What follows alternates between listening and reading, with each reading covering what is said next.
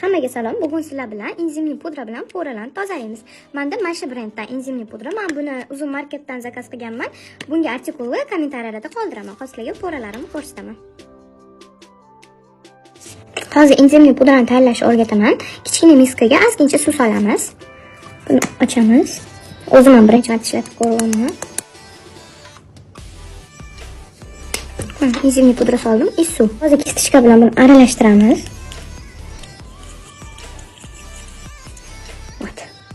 Tamam bo'ldi. Hop, endi buni suramiz.